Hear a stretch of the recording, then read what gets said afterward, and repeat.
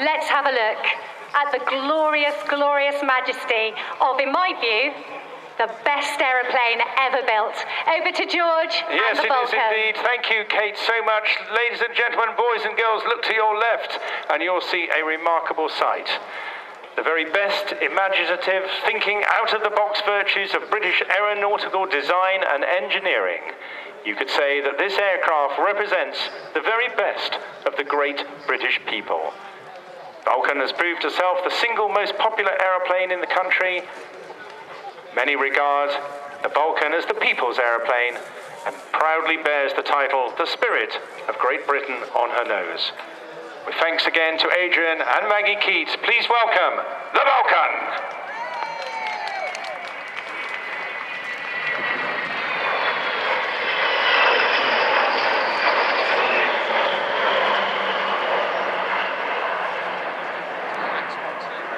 A phenomenal achievement.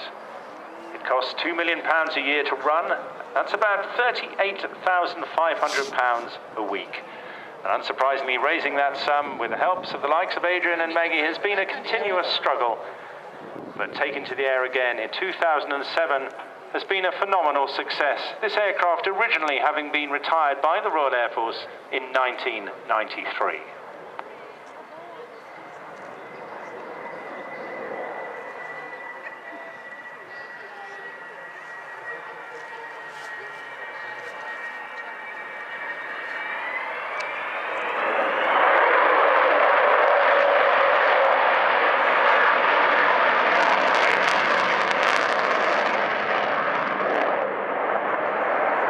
Spotted a bit of a howl there from those deeply embedded 4 Rolls-Royce Bristol Olympus 202 shaft turbojets, producing 16,400 pounds of thrust each. You will also see the internal bomb bay, which was capable of carrying 21,000 pounds of bombs, nearly 9.5 tons, or, of course, a nuclear weapon.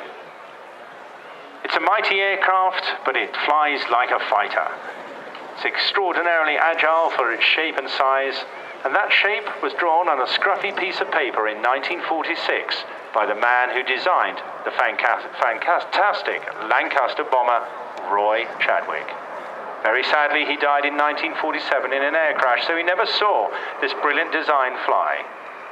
It became the first successful operational delta-winged aircraft in the world.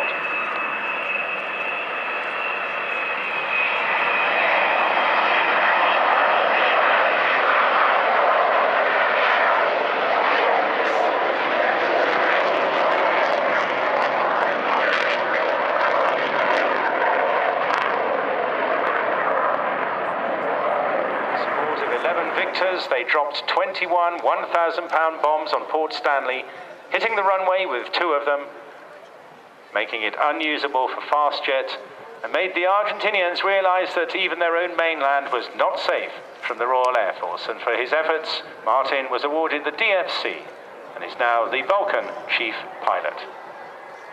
Alongside him, Captain Phil O'Dell, also an Air Force man, flew the Buccaneer, was an instructor on Hawk, and also flew operational sorties over Iraq and Bosnia on the Jaguar.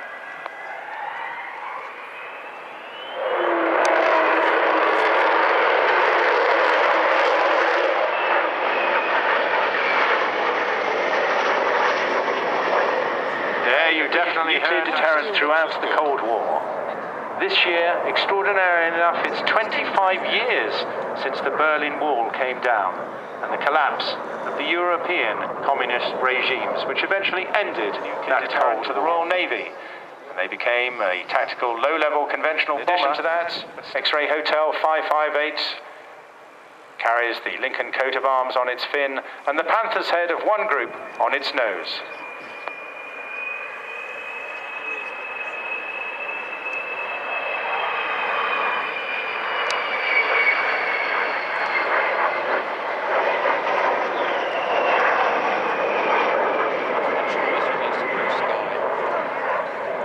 Those colours and those additional insignia representing all the Vulcan squadrons in the 1970s, 9, 12, 27, 35, 44, 50, 83, 101, 617.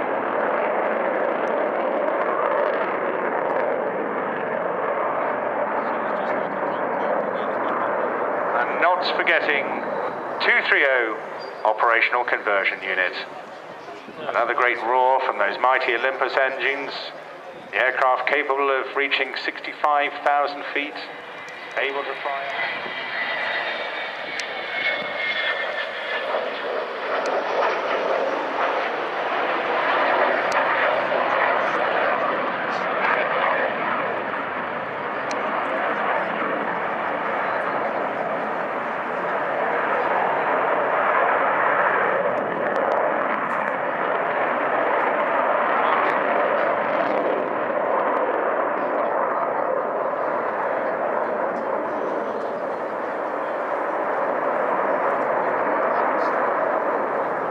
Well, you're seeing it on one of the best days that we've had this summer, undoubtedly, and for the